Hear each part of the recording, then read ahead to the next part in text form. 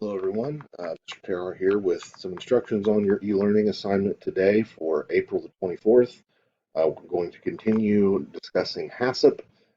You're going to log into ICEV just like you have the last several class periods. Click on your course and I will show you what to do once you are in the course. So you're going to scroll down here to, let's see,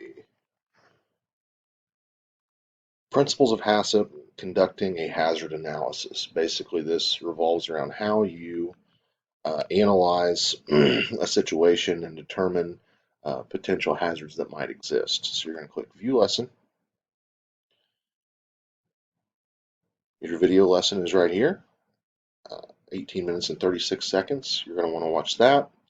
And then I want you to complete the Principles of HACCP, conducting a hazard analysis worksheet. Okay, which is 9 questions.